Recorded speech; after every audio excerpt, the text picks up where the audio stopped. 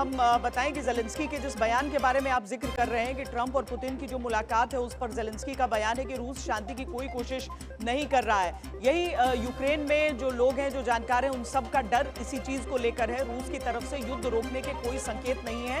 ये ज़ेलेंस्की की तरफ से यानी कि यूक्रेन के राष्ट्रपति की तरफ से यह बात कही गई है ट्रंप पुतिन की मुलाकात से पहले। रामेश्वर जी, आपसे हम समझना चाहते हैं, ये बात आपने, राजेश पवार की बात आपने भी सुनी होगी, यूक्रेन में क्या चल रहा है, अमेरिका में किस तरह की बातें हो रही हैं, लेकिन उस सब के बीच पुतिन जो सोचते हैं वो भी समझना सबके लिए बड़ा मुश्किल होता है। पुतिन की तरफ से और खासकर रूस की तरफ से जिस तरह की शर्तें रखी गई हैं इसमें, यूक्रेन को तो सबसे बड़ा डर है कि वो सारी शर्तें मान न ली जाएं। आपको लग रहा है कि इस मुलाकात से कुछ बड़ा निकलेगा?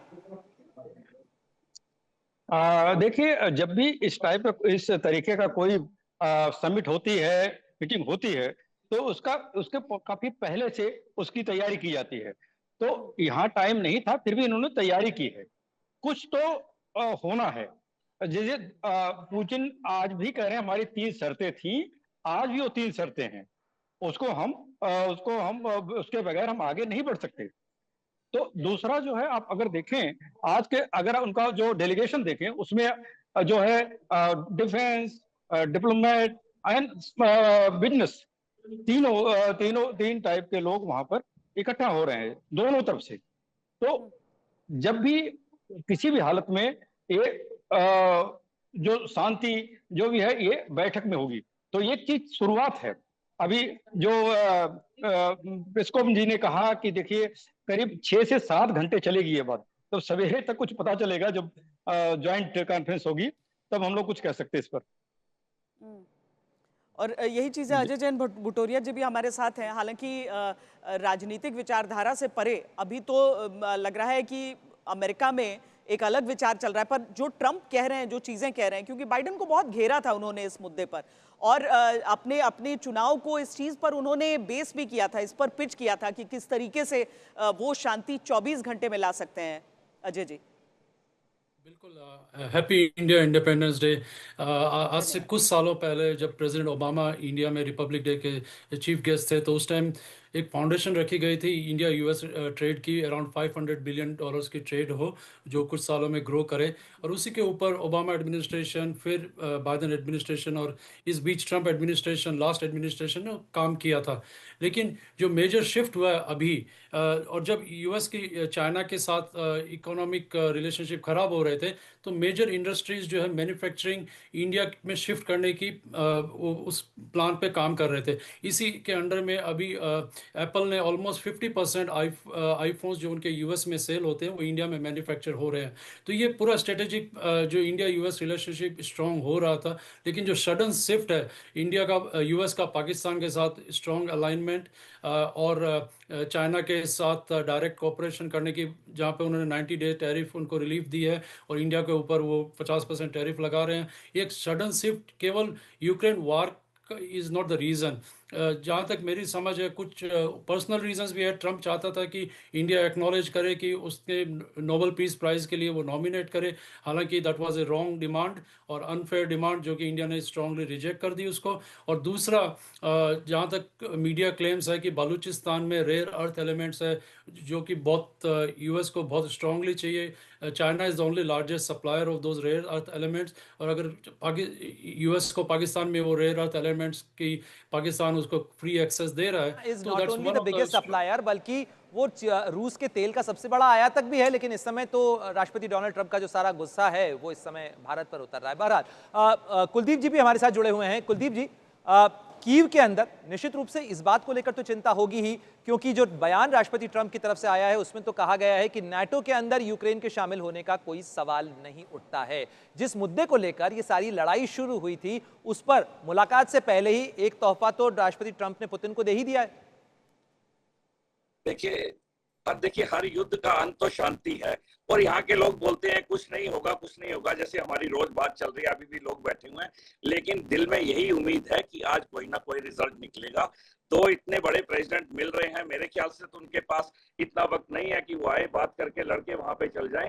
तो कुछ ना कुछ लोगों को उम्मीद है कि रिजल्ट निकल सकता है इस मीटिंग से। तो हम लोग पॉजिटिव सब लोग सोच रहे हैं कि आज हो सकता है कि एकदम से युद्ध विराम ना हो, लेकिन कुछ ऐसे रिजल्ट्स निकालेंगे, कुछ ऐसे सॉल्यूशंस निकालेंगे जिन पे आगे चल के शांति वार्ता में इनको मदद मिलेगी। एम्बेसडर वोरा, ये चीजें क्या हो सकती हैं? क्योंकि अगर आम लोग अब 3 साल एक युद्ध को हो जाए, मतलब वहां आम आदमी उसकी मार झेलता है, वो जो सैनिक अपनी जान गंवा रहे हैं, उनके परिवार हैं, मतलब जो राजेश भी जो बता रहे थे हमें, जो जानकारियां दे रहे हैं, मतलब किस तरह की प्रेशर्स आ रहे हैं एक देश पर, वो बहुत बड़ी चीज होती है। अगर कोशिशें हो रही हैं शांति की तो उम्मीद सब करते हैं, और इसीलिए मैं आपसे जानना चाह रही थी कि क्या आपको भी उम्मीद होती है कि शांति हो सकती है? क्या ये पहल एक शुरुआत हो सकती है उस चीज की? हमने देखी है यूक्रेन की हकीकत, लेकिन दिल के खुश रखने को गालिब यह ख्याल अच्छा है। कौन चाहता है शांति यूक्रेन में? पुतिन्स्की साहब चाहते हैं, ट्रम्पिन्स्की चाहते हैं, या बेगिंस्की चाहते हैं? कौन चाहता है मैम? आप बताइए मुझे, आप लोग जवाब दीजिए।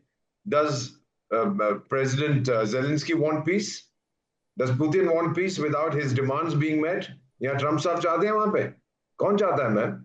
आप मुझे अगर बता दें तो शांति आ जाएगी वहां पर। There is going to be no peace जब तक पुतिन को पूरी डिमांड्स न मिले। वो 3 चीजें he is not going to budge। मैं मिला हुआ उनसे, मैं जानता हूं उनको, he is not going to move। और दूसरी तरफ ट्रम्प साहब कोई इंटरेस्ट नहीं है, बस वो रेयर अर्थ मिल जाए, ये मिल जाए, वो मिल जाए, बिजनेस धंधे हो जाए, तभी तो विटकॉफ जाते हैं।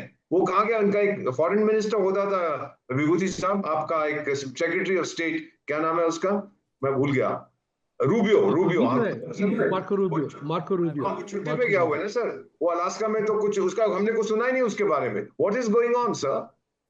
मुझे 52 साल हो गए डिप्लोमेसी में, I never seen this kind of thing कि एक बिजनेसमैन, एक गोल्फ प्लेयर, एक प्रॉपर्टी डेवलपर जाके रोचक बात कर रहे हैं एम्बेसडर वोरा आप, लेकिन मैं एक सवाल आपसे जानना चाहता हूं कि इस मुलाकात से पहले रूस के विदेश मंत्री सर्गेई लावरोव, जो कि दुनिया में शायद सबसे अनुभवी विदेश मंत्री कहे जाते हैं, वो यूएसएसआर लिखा हुआ टी शर्ट पहन के वहां पर पहुंचे थे अलास्का में। डिप्लोमेसी में संकेतों के बहुत मायने होते हैं, इसे कैसे पढ़ा जाए? आपको याद होगा कि प्रेसिडेंट व्लादिमीर पुतिन ने एक बार कहा था कि द डिसोल्यूशन सोवियत संघ का सबसे बड़ी ट्रेजेडी है शताब्दी की। आपको याद होगा उन्होंने कहा था 1991 में जब हुआ था, तो लोगों ने कहा देखो उसके क्या विचार है, ऐसा चाहता है, वैसा चाहता है। रियलिटी इज वो बता रहे हैं कि टाइगर अभी भी हम में बहुत दम है। ये मत सोचो कि हम पेरू हैं या अर्जेंटीना हैं या और कोई है जिनको आप धमका दोगे और वो मान जाएंगे। और जहां साहब से एक चीज और कहना चाहता हूं, उन्होंने जिक्र किया था कि सोवियत संघ और अमेरिका के बीच में बहुत साल पहले जब ये पढ़ते थे कि जंग कभी नहीं होगा क्योंकि दोनों सुपर पावर्स हैं, न्यूक्लियर स्ट्रेंथ है और एक दूसरे को डिस्ट्रॉय कर सकते हैं। सब वो तो अपने एक दूसरे को पूरी तरह से दुनिया को डिस्ट्रॉय कर सकते थे। अब आप डील करिए इसके साथ जो कहता है मैं आधी दुनिया को डिस्ट्रॉय कर दूंगा, ये हमारा पड़ोसी मुल्क जो है। So these are the things that we have to deal with। सच्चाई ये है, there is going to be no movement जब तक कि पुतिन की डिमांड्स कंसीड ना हो जाए। Putin has a vital interest, उसका सर्वाइवल, रशियन फेडरेशन का सर्वाइवल। नेटो आ गया तो खतरा है। अमेरिका का हर किसी की यही जिद है कि इधर इट्स माय वे और हाईवे, और यही चल रहा है इसमें। इसीलिए और इस सब के बीच एक जो भारत से जुड़ता हुआ सवाल है उसके साथ ही मुझे लगता है कि इस पूरी चर्चा को हम आखिरी दौर में अपने ले जाएं। और विभूति जी, मैं आपसे पहले जानना चाहती हूं, जो भारत को लेके ये 25 + 25 50% हो चुका है, इसे जो इंडियन कम्युनिटी है वहां पर किस रूप में देख रही है? आज की मीटिंग पे क्या आप लोग भी समझ रहे हैं कि बहुत कुछ डिपेंड करेगा? क्या पुतिन से बात होती है ट्रंप की कि उनका गुस्सा यहां निकाल रहे हैं? ये इस बात से सभी भारतीय नाराज हैं यहाँ पे। Let me tell you that कोई भी खुश नहीं है। जो दीपक जी ने कहा अभी, तो जो वो कमबख्त जो पूरी आधी दुनिया को उड़ाना चाहता है, उसको इस तरह से कहा कि उस बंदे को इतनी हिम्मत हुई कि अमेरिकन सॉइल से उसने ये धमकी दी है। This is totally unacceptable, it has never happened. यही बात अगर भारत कहता तो कुछ और बात हो जाती। लेकिन ये जो है यूक्रेन वाला जो है अभी रशिया और इनकी दोनों की जो मीटिंग हो रही है, इसमें एक बड़ा इंटरेस्टिंग सा स्टेटमेंट है। The world always wants conflicts. It all depends on whether you are supplying bullets or bandages. This is the actual scenario here. यहाँ पे जो डिसीजन होगा, इन दोनों व्यक्ति ये मिल रहे हैं इसलिए कि बहुत सी चीजें वो रिकॉर्डेड बात में नहीं कर सकते हैं। This is the BlackRock and the investment bankers. They are now trying to ascertain कि यूक्रेन का उद्धार कैसे हो, यहाँ रिकंस्ट्रक्शन डेवलपमेंट कैसे हो। लड़ाई लड़के तो तहस नहस करके तो पैसे कमा लिए, अब बनाने में भी पैसे कमाने हैं। Climate change, fossil fuel, that consideration is going on big time. Ajay Jain ji, आप कुछ जोड़ना चाहते हैं इसमें? जी। जिन्होंने लार्ज परसेंटेज में ट्रंप को वोट दिया था, अब उनसे जब मैं मिलता हूं तो वो अपने बहुत रिग्रेट कर रहे हैं कि हमने इसको क्यों वोट दिया। उन्होंने वोट दिया था कि इंडिया यूएस रिलेशनशिप स्ट्रांग होगा। ये ट्रंप हमेशा पाकिस्तान के अगेंस्ट में रहा, इसलिए large percent of Indian American ने उनको वोट दिया था और उनको लग रहा था कि इमिग्रेशन में भी वीज़ा और उसमें अच्छा होगा। इन तीनों चीज़ों में ट्रंप ने फेल हुआ है। तो इस बार वो सब नाराज़ हैं ट्रंप से, जैसे अभी विभूति जी ने कहा कि ऐसा कैसे कर सकते। और तो इसका हमें अभी मिड टर्म में इसका रिएक्शन देखने को मिलेगा। अजय जी और विभूति जी, नाराजगी तो श्वेता यहां पर इस बात को लेकर भी है कि अमेरिका की तरफ से उस बयान का कोई खंडन नहीं आया किसी तरीके से। वहां नाराजगी नहीं, क्योंकि अमेरिका की जमीन से वो बयान दिया गया था, लेकिन अमेरिका ने कुछ नहीं कहा इसमें। That's right, that's right. लेकिन एक बात और कहूंगा जैन साहब की चर्चा में, जो डिसअपॉइंटमेंट है इंडियन कम्युनिटी में है, वो है सिर्फ पाकिस्तान को जिस तरह से अमेरिका ने गले लगाया, उस बात पे है। और वो वाजिब भी है। मेरा भी वो रेड लाइन था कि I will not support that, that's my red line. Vibhuti ji, अभी नाराजगी इस बात पे भी होगी जब 50% ग्रोसरी प्राइसेस और जो इंडिया से आइटम्स आते हैं उन पे जब बढ़ेगी, वो इंडियन अमेरिकन को ही पे करना पड़ेगा। इंडियन अमेरिकन को क्यों पे? That's a different matter. Let's not get into a tutu meme there. But the reality of the situation is very simple. Trump has definitely, I put it on tweet and I shared with somebody, America was always considered to be an unreliable friend. And he has made America maufa, what I called it, made America unreliable, untrustworthy friend again. That's the biggest loss Mr. Trump has caused. Kuldeep जी, ये जो हकीकत है unreliable friend वाला, ये तो Ukraine ने भी बहुत मुश्किल तरीके से समझा जब यूक्रेन के राष्ट्रपति ज़ेलेंस्की पहुंचे हैं। और ऐसा तो अप्रत्याशित था, किसी ने कभी नहीं देखा कि किसी देश के राष्ट्रपति के साथ उस तरह का बर्ताव हो जैसा कि अमेरिका में हुआ था। अब आपको लग रहा है एक फेयर डील वहां पर यूक्रेन में, सबको लग रहा है एक फेयर डील मिलेगा यूक्रेन को, इस जो भी अग्रीमेंट निकल कर आता है, जो भी शांति जिस भी तरीके से होती है? कुलदीप जी, नहीं, ऐसा तो नहीं लगता कि फेयर डील मिलेगी, क्योंकि वो लोग इतना आगे निकल चुके हैं, क्योंकि वापस वो लेने वाले नहीं है। अपने जो एरिया उन्होंने एक्वायर कर लिया है वो वापस नहीं देंगे, ये तो हम सब लोग समझते हैं। लेकिन क्या यहाँ पर ही इस पे फुल स्टॉप लगेगा या और आगे बढ़ते रहेंगे? क्योंकि जितनी ये देर चलता रहेगा उतनी और आगे निकलते रहेंगे, तो हम लोग तो रोज रोज नुकसान और बढ़ता जाएगा।